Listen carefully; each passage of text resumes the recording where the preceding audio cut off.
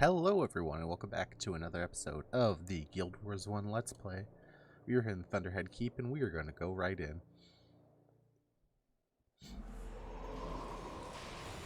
We have a new build. It was requested to me in the comments that maybe I should show off a different build, so that's what we're doing. We are using a Keystone Signet build.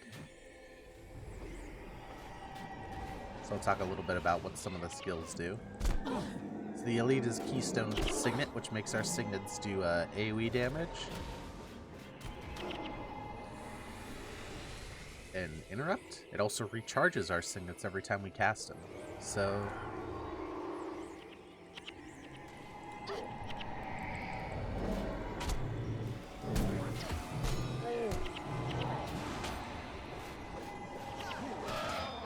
ooh, look at that damage. So yeah, this basically just lets us spam out signets that just do AoE damage. And we have the stance here, Symbolic Pressure, which gives us one basically free recharge of Keystone Signet.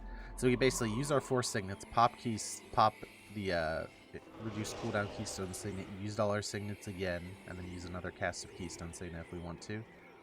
Or we can lead with Keystone Signet so that we have the AoE portion.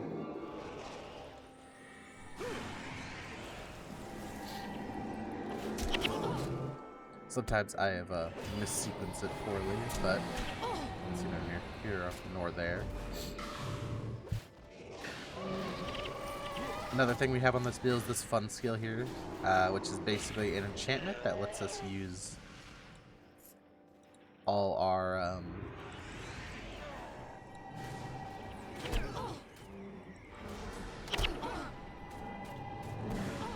oh man, we're just getting chain CC'd.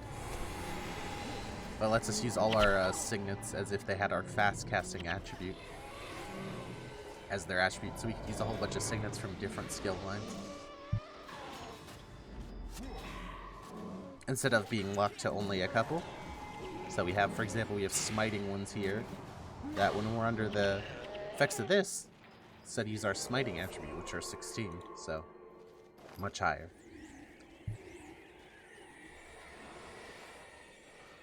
This build was used for a couple of different things back in the day.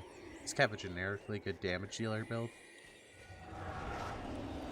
with a lot of interrupts in it.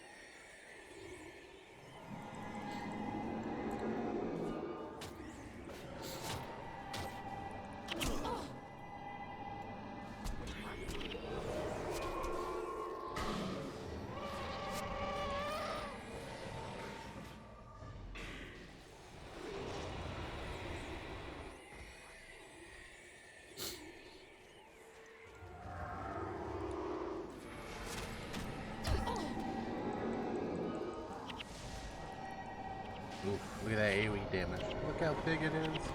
It's huge! Clear the city. So I forget, I think we actually do have to, like, clear the city. So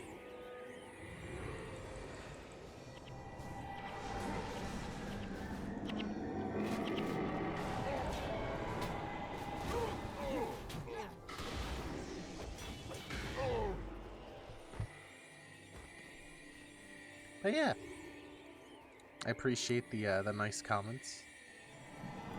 I like hearing about your stories from back when you used to play this game, or any suggestions on how I can make it more enjoyable experience to watch. Let's screw up his Doliac Master first.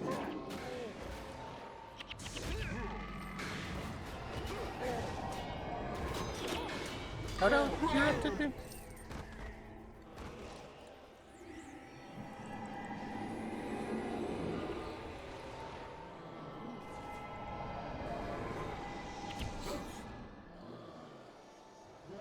I was going to get us some new armor, but the game is currently out of cloth, and I need a lot of it, so no new armor yet, as I am not going to go farm it myself, as that would take hours and is not generally something I enjoy doing.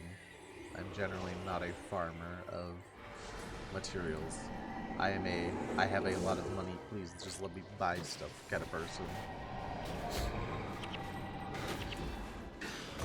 Although coming up, something I am working on is I'm starting to try to record some of the elite zones, some of the endgame zones.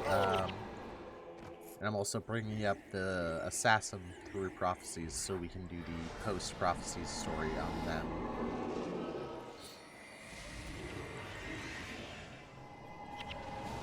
So that should be fun. Let's recast our thing.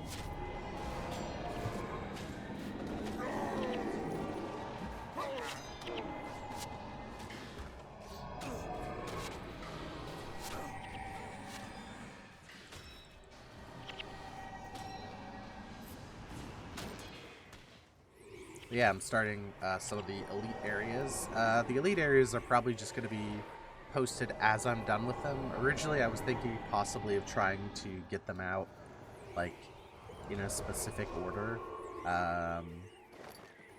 But due to the fact that I need friends to help me with them, and some of them are going to be a little bit more annoying than others, they're probably going to just be done whenever I get the chance to. Like, I know Fissure of Woe is going to be pretty easy. That's one of the endgame prophecy zones. That shouldn't be too bad. And neither should some of the two ones of the factions. But the one in Nightfall and the other one from Prophecies, the Underworld, those will probably both take me a little bit of time because I need to get people willing to help me. I need quite a few people. So I'll have to call through some contacts with friends. Also, full disclosure, the Underworld one is probably going to be really freaking long. If I actually want to show everything up off, it's probably going to be really long. I'm going to probably have to do like 2 different runs. But yeah. So what's probably going to happen is the Fissure of Woe one's going to come out after the Prophecies post-game. Or around the time of when we're doing the Prophecies post-game. And the Underworld will come out probably sometime through factions. And then I'll try to have the other ones actually line up with the end of when I finish their games. Where am I supposed to go? I thought I cleared this place. I'm supposed to clear the place, but I've cleared it. Can I go up here and around? I don't think so. Is there a random group just running around down there?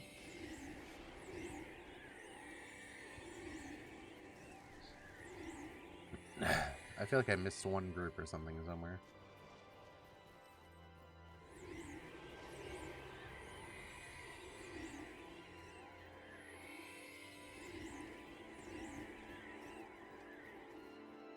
I don't see any groups. Does not appear to be any groups left. Okay, then why can't I get through?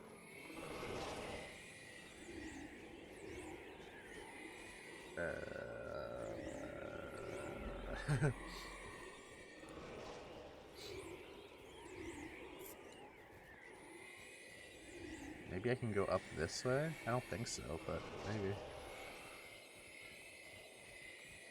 We'll see. Do I have to talk to you? No, I don't have to talk to you. Do I have to... Ah, here we go. Yes, okay, I had to bring him close to this door for him to open it. Okay. There we go. That explains it.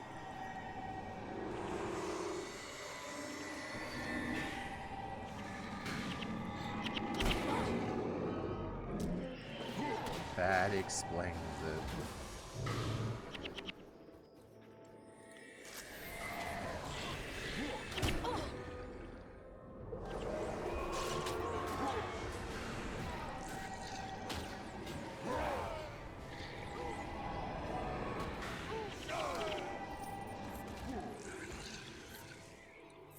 Couple our gold.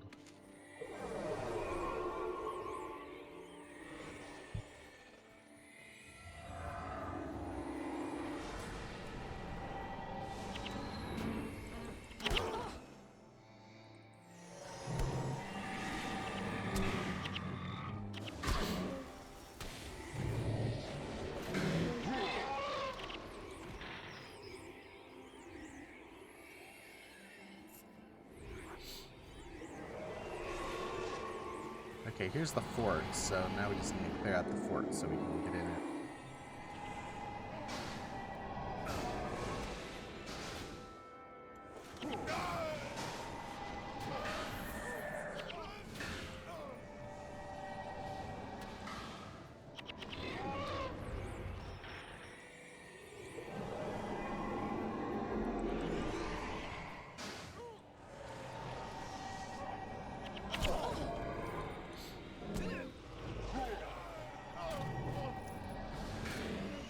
No.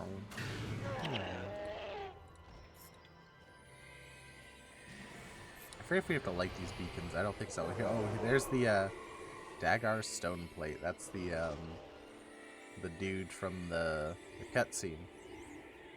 The dude that killed Rurik all those many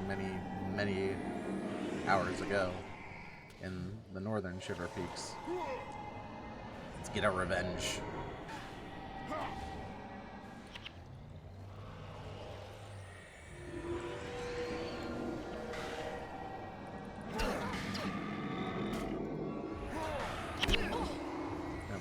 Knocking me down.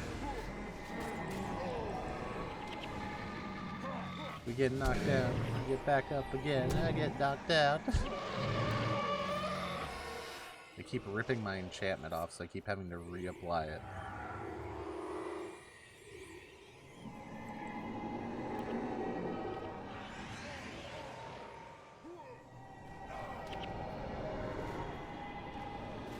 Yeah, he's gonna stomp us.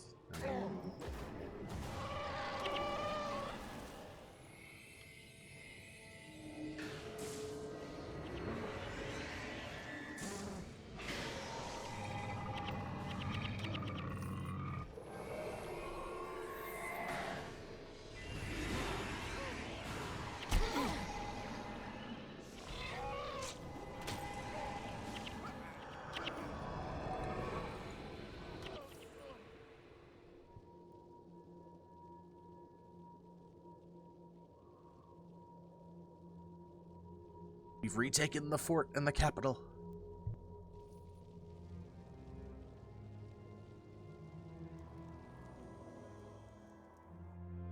Oh, it's the visitor that we haven't seen since freaking... You have taken the keep, but your fight is not yet over. The Mursat and their white mantle counterparts are headed this way. Where did you go? They drive before them the denizens of the Shiver Peak Mountains. I grant you this boon and the aid of these undead servants.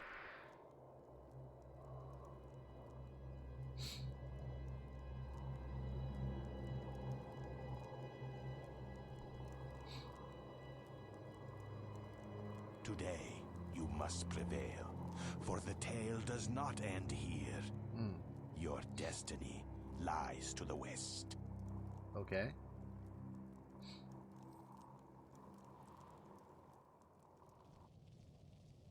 Okie dokie.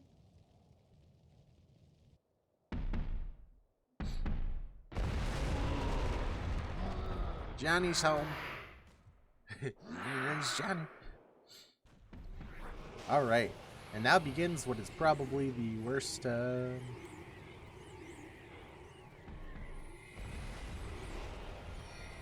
quest. Now what begins, one of the most annoying missions in the entirety of the game.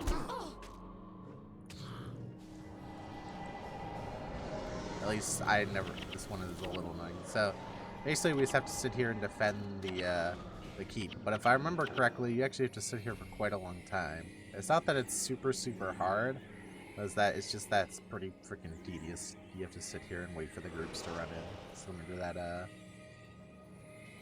that mission in the desert.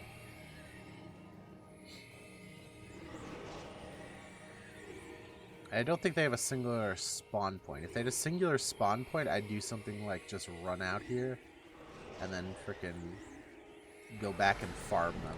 But I think they spawn in at different points, so I can't just go out there and blast my way through them as much as I would like to.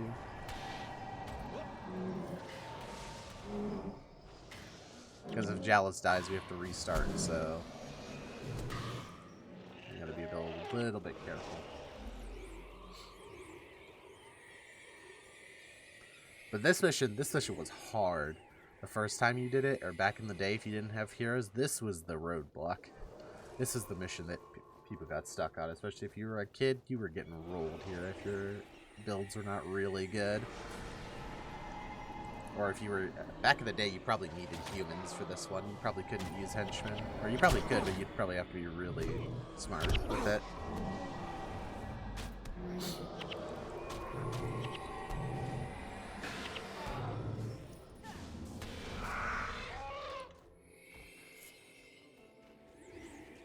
Yeah, what would be nice is if, like, you could run out, like,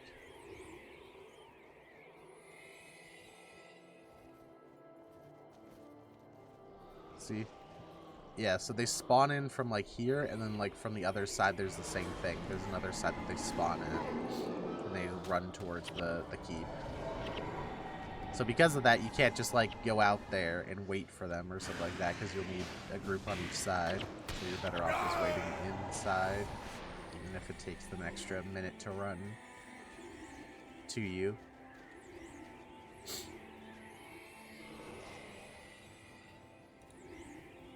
The mantle followed you. Steadfast, this will be our finest hour.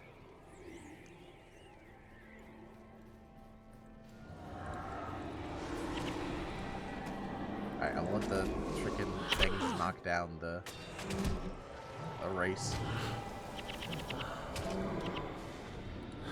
I think these races are actually relatively good. Like, I think they use, they've got some good melee hate. Like, I think they cast a Blinding Search, which is currently what Susuke is using. There's the white mantle on the other side.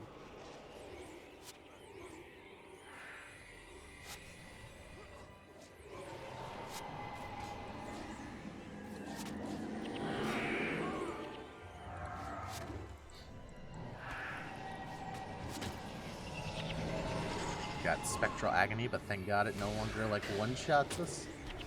See, the Mersat have the Spectral Agony, but these Jade things are really what you gotta worry about, because they actually apply it on their auto-attacks. The bows and the hammers. Whenever they auto-attack, they apply the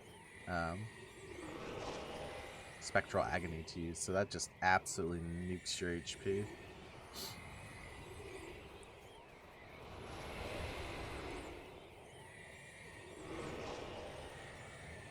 I wonder if...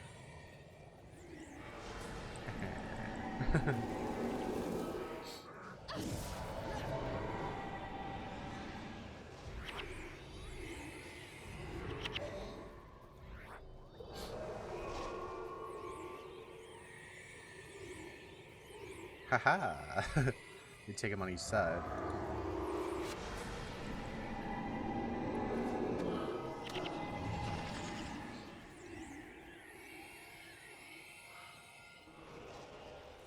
Smoke stone.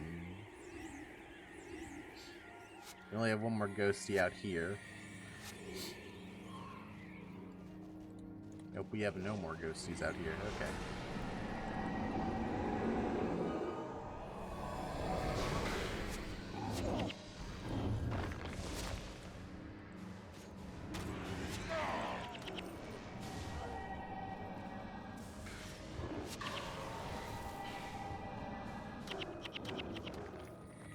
Oh, yeah, favor.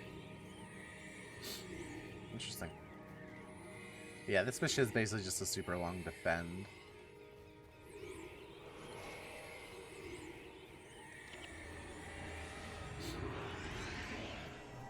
I think I messed up the group a little bit because so I'm just gonna be running back and forth over and over.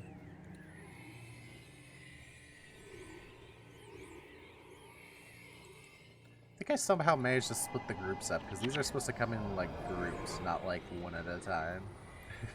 So I think whenever I somehow killed something, or a Mersat or something, it made them come in groups of two, because I could have sworn these things come in, like, they bring the goon squad whenever they come in. Maybe I'm wrong, though. always could be wrong.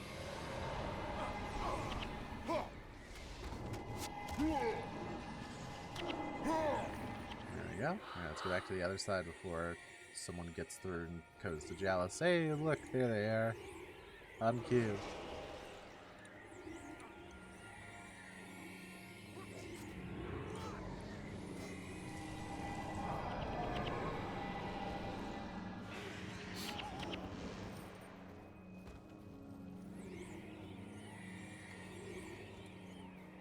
Chrysosis the Magnetic.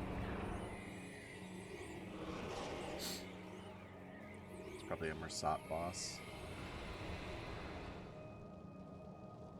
Just chilling here with the squad. Waiting. And waiting.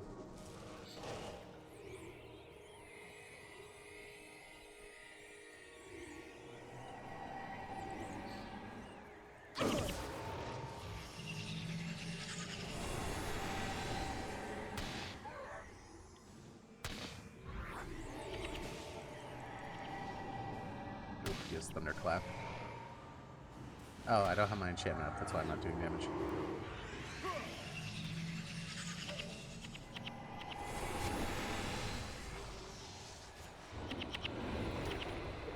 Yeah, it's one annoying thing about this build is if they have enchantment removal and stuff, I just have to remember to put it back up. It's got a pretty short cooldown. Well, relatively short. 30 seconds, but it lasts a minute, so... And I also have an enchanting mod on my staff so that it lasts longer. So really, I get like 70-something seconds. No, or a Sod Elementalist. Oh yeah, I don't think the ghosts or whatever have agony resistance. So I think they just get blasted by the Mersat. That makes sense. Interesting that the White Mantle are still only level 16. That's like an interesting story touch, I guess. I don't know if it's on purpose, but if it is, that's a cool touch. That the White Mantle haven't actually gotten stronger. It's just that now they have their Mersat allies with them, and the Mersat allies are what are strong, but the Mantle are not.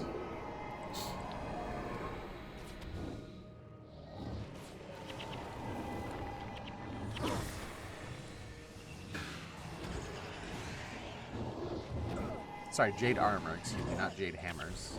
Jade Armors are what they are called. The warrior ones.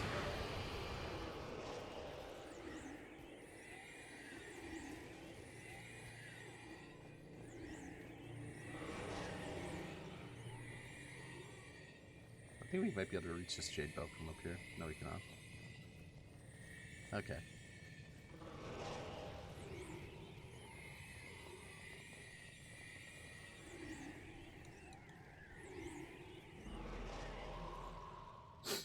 Hanging out here waiting for these things to come. Again, these kind of missions are annoying, but also they don't age super well because obviously as players got more powerful, it just ends up like this where you're just sitting here. But I guarantee you this mission was a pain in the butt if you did not know what you were doing. Like, this is probably the hardest mission in Prophecies. I know it doesn't look like it, but it 100% was the hardest mission in Prophecies. Or at least in my opinion it was. Feel free to mention any ones that you found harder.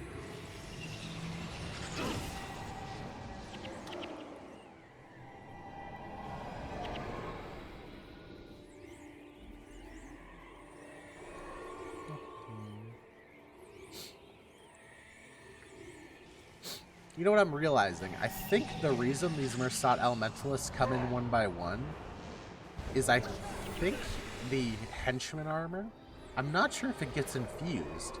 So Mersat things would basically roll henchmen if that's the case. I'm not sure if that's true. I don't think it is. I'm pretty sure they would have infused them, but if they don't, that might be why there's so few of them coming in at once, because if they hit anyone besides the player with their infused armor, they probably have infused armor. That would be really bad design. I don't know. I honestly don't remember whether they do or not. I've never used I haven't used henchmen in years. Besides the beginning of this Let's Play, I haven't used henchmen in years. Heroes kind of made them obsolete. Which I don't know. You could debate whether it's good or bad. I think I could see the argument being made during the time originally when the game was out that it was bad because it just encouraged people to play together. But back in the day, you could only have 3 heroes per player, so you were at least encouraged to play with one other friend to get their heroes as well. But definitely as the game aged, it was really nice to essentially be able to have your very powerful team with you at all times and not be forced into using henchmen or stuff like that.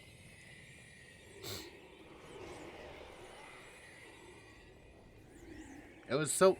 To give you an idea of how bad henchmen were, whenever people were limited to 3 heroes, it was not uncommon for people to just load up, either like to get a friend or something, to just join their Vanquish or whatever on Earth they were doing, and then just leave the zone as soon as it started, if they didn't want to actually do it themselves, just to let their friend use their 3 heroes as well. Just so they wouldn't have to use henchmen.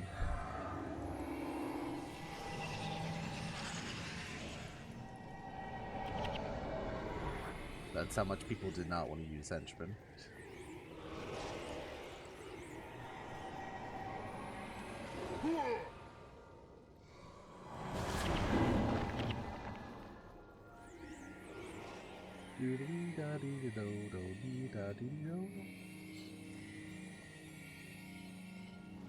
So we are sitting here waiting and waiting and waiting and waiting and waiting.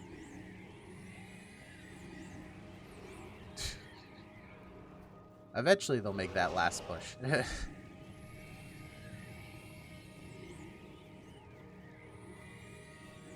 At some point before the heat death of the universe.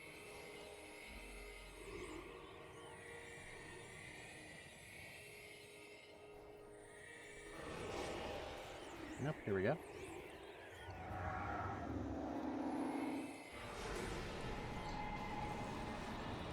I think one of the other reasons this mission originally was hard, as I'm looking over at the recording, is obviously just the length of the mission. Like, this mission takes, 30 minutes or something. Like, this defend the castle section is like 15-20 minutes by itself. So if you failed in the middle of this, it would take you forever to get back here.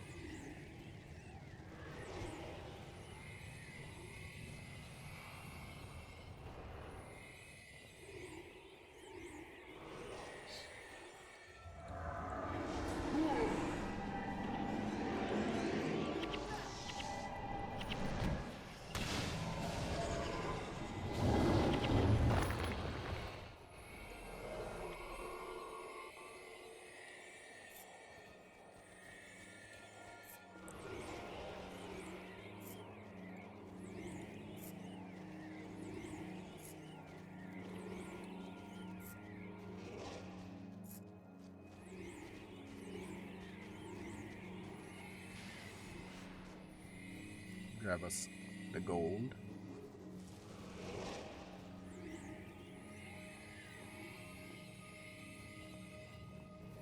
Alright, come on, game.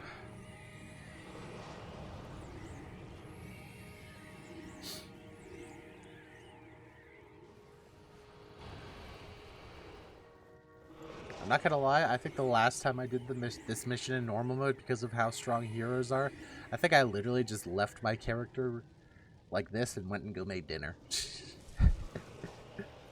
Because this mission takes so long. I was like, there's like a 2% chance or something they actually fail, and it takes, not much time to get here. Especially in normal mode.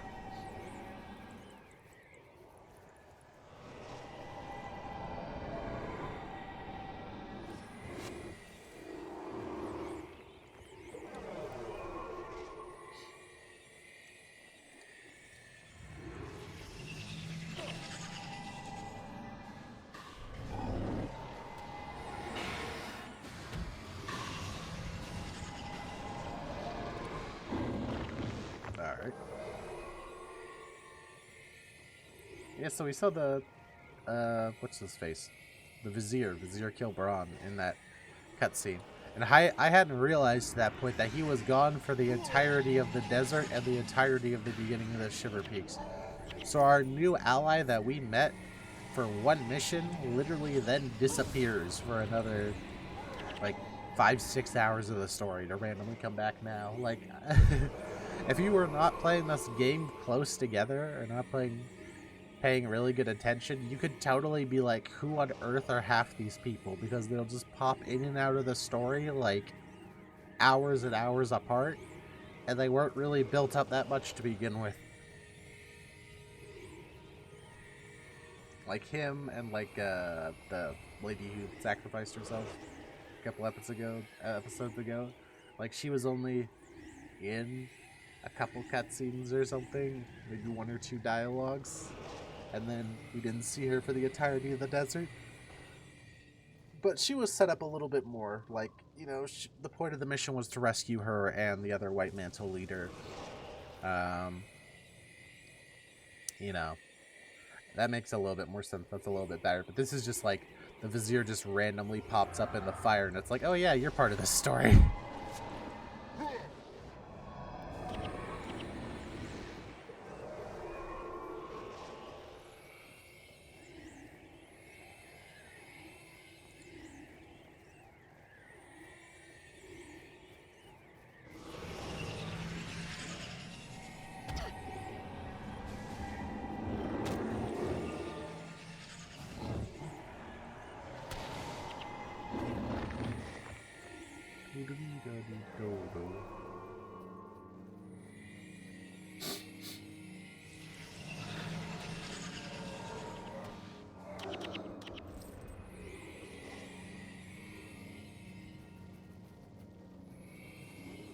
Oh, there's Confessor Doran. The Confessor. That looks like an end of fight battle to me. Now we gotta fight one of the White Mantle big baddies. At least whatever he decides to.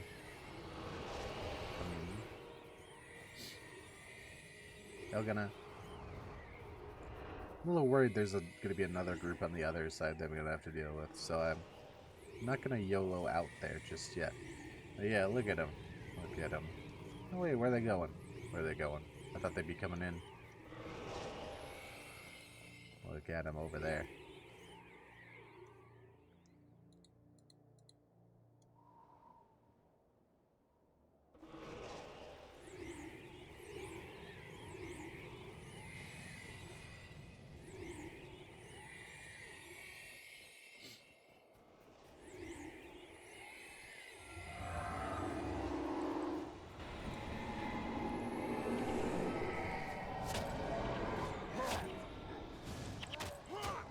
Alright, let's blow him up.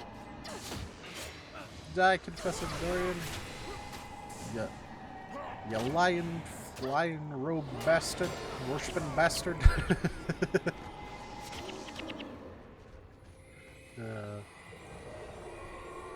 Set up to be a big villain. Not really. Doesn't really do that much. But anyway. Let's talk to King Jaelus. What's up, Top Beard?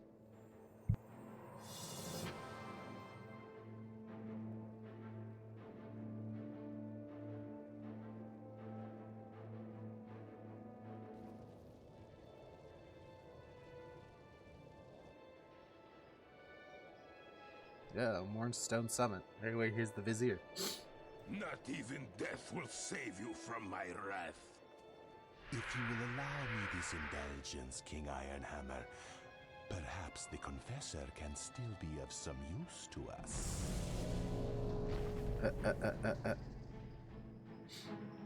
Necromancers, man.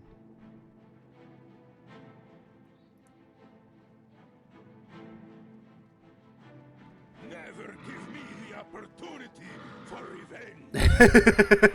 This is just as it was written in the Flames Prophecies.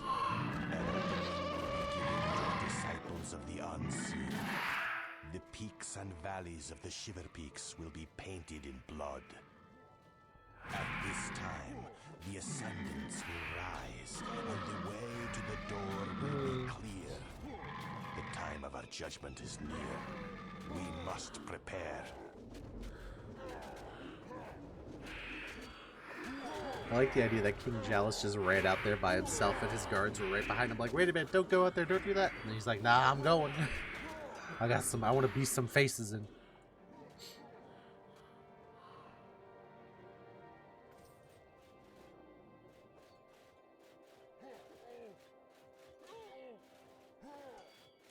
Are they still fighting back there? Today's was a great victory. But now, your true challenge begins. You must go to the Ring of Fire Island chain. No. In the caldera of the largest volcano, you will find the power you need. The Ring of Fire? A more treacherous land interior there is not. True enough. But that is where we will find the door of Komali. Behind it lies the secret to defeating the Mursat. Oh. You're a brave lot, but you'll not make it past the beachhead. Not without some dwarven help. I will go with them. Breknar, do you know what you are saying?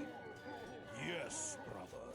A mission to the Ring of Fire would be suicide. Then may we meet each other in the afterlife.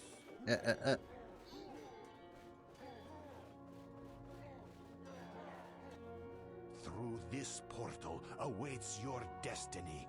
Do not let it linger. Seize that which you were born to do.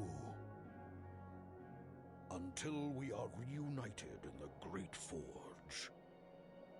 Go with honor, my brother. Fight bravely in the name of Deldramor. What is it with allies in this game being suicidal? Like with Rurik it was a joke, but the rest of y'all are actually suicidal.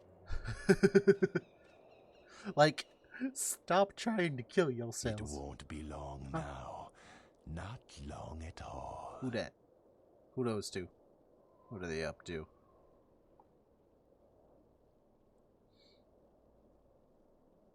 We haven't seen him since Kryta. I want you to remember that we took this portal. Just so we're aware, I want you to remember that we took this portal. Oh, never mind. I thought there was a boat here. I was making a joke about how we took a portal here, yet there's a boat. But anyway. Yeah, we're here. Here's Shadow, one of our White Mantle allies, here with us now. This is the final small section of the game, the Fire Islands. Not very long, 3 missions, 1 explorable area, but what a location it is. The flaming skulls with volcano, man, this is gonna be fun. But anyway, that's be the end of today's episode. Bit of a long one due to the mission taking a while, but I hope you have a great day, and I'll catch you in the next one. You can catch us on Twitch as well most nights, live playing either BDO or maybe I'll be prepping for more of the series if you're interested. So come on out and say hi. Anyway, I'll see you later.